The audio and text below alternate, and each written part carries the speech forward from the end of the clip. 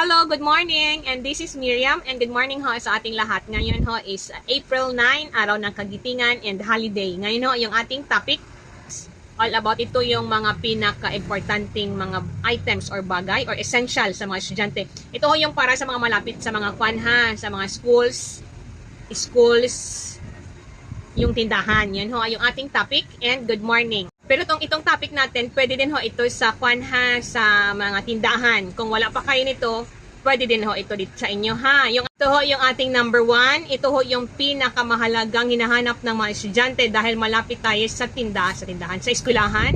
Ito ho ha, yung ating mga suklay. Yun ho, inahanap ho kasi minsan, ang mga estudyante magpunta ho ng school, wala pang suklay.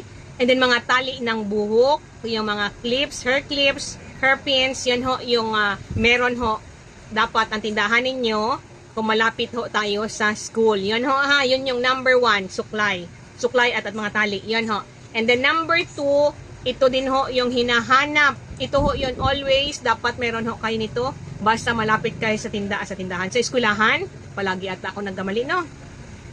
Itong ating floor wax, o yung floor wax ho natin, yung karamihan ho, dalawang color ho yung binibili ko, yung red tsaka yung white.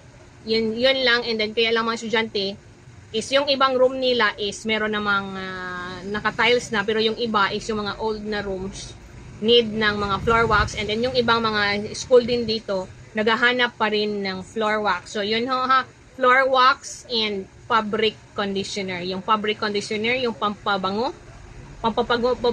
sa room nila. Yun ho yung always, basta malapit ng exam, yun, nigabiliyo yung mga estudyante. Ating number 3 is yung ito din ho yung pinaka-importante. Ito yung aking tissue. Yung tissue ho natin ha. Tissue, and then yung roll na tissue, and then roll na tissue, yung parang kwan lang, yung mga maliliit lang, na pang kwan lang daw sa pawis. O yun siya. And then yung mga wipes. Yun ho ha, mga wipes. Yun, always dapat meron ho tayo, or depende na lang kung gusto lang ninyo ha, idagdag yan. Kasi sa akin ho dito, hinahanap ho talaga ng mga estudyante yung mga tissue, yung wipes, yun ho, basta. And then, punta tayo ng number 4. Yung ating number 4 is yung aking alcohol. Umpisa ng, kahit wala pang pandemic, ito din ha yung importante, pinaka-importante noon, mas lalo pa nung nagka-pandemic na yung ating alcohol. Yun ho, yung pinaka-importante need ng mga estudyante. And then dapat meron din ho, kung meron sa akin, kung pwede nyong lagyan yung tindahan, parang karamihan man din sa atin is meron din eh. Yan ha, ito din ang aking number 5 is yung ating shampoo. Yun ho, hinahanap ho, meron ho ako talagang shampoo dito. Hinahanap ng mga estudyante, shampoo and conditioner. Yan ha. Kasama na yung mga body wash, yung sabon, basta sabon ha, sabon na like, hindi na lang ako mag-mention ng brand, so basta sabon lang, pag may shampoo, may sabon. Yun yung ating number 5. And then ito din yung isang hinahanap, itong aking toothpaste, at saka toothbrush, yan yung ating number 6. So, dapat kung meron toothpaste, saka toothbrush, meron tayong dishwashing paste, liquid, bar, yun ha. Yun yung ating number 7. And then yung ating number 8 is, ito yung importante talaga, yung mga estudyante natin na babae, napkin. O, yun dapat meron ako nito. Dito, always, so madami ho, kaya naka-ready yung ating mga napkin, kasi always yun, every month, ha. And then, kung gusto niyang, gusto niyang malapit sa tindahan na, ito yung mga importante. And then, yung number 9, ang number 9 natin is yung, ito ho yung need, lahat ito yung pinaka-importante dito, mga teacher, mga estudyante, meron ako estudyante, and then yung mga kalapit ko na mga tindahan din, may mga saloon, dyan, mga office. Ito ho yung ating, palagi ako yung sinasabihan ng teacher noon, pag wala daw ako nito, pwede na ako magsara. Magsara na lang daw ako, no? Itong ating number 9 is yung ating kape. Yan ho, ha, meron ho tayong kape. dapat daw kung wala akong kape, magsara na lang ako, no?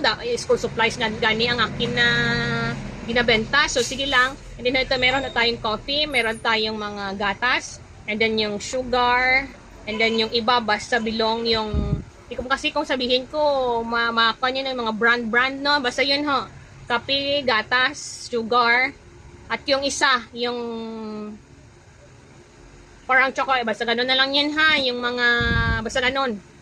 And then yung ating number 10, ito ho yung ating number 10, yung pinaka-importante din, itong gamot. Yun ho, yung aking gamot lang ho dito is yung Biogesic. No, sana hindi ko sabihin Biogesic, pang sakit sa ulo, nilanat, Biogesic, or yung Bioflu, Solmux, Diatabs.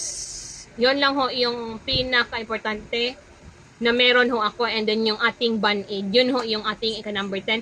Yun lang ho yung pinaka-basic lang ho yung aking gamot. Kasi ho talaga, may mga estudyante talaga magbili dito.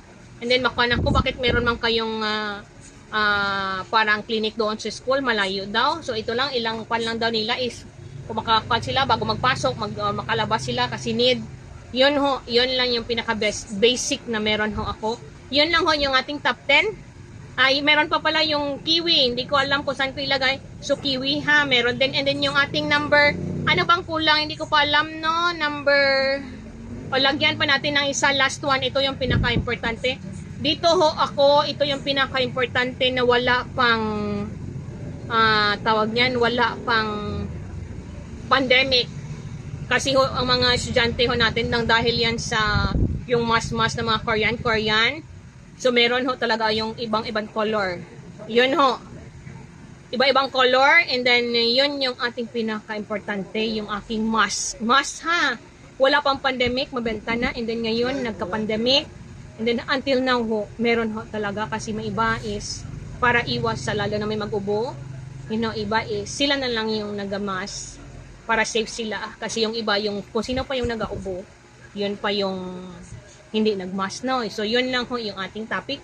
Yung mga pinaka-main or pinaka-essential na bagay na meron sa ating mga tindahan. Yan ho, ha? Kasi ako malapit ako sa schools. So, ito yung mga essential na meron ako sa ngayon, ha? So, yun lang ho yung ating topic. And good morning.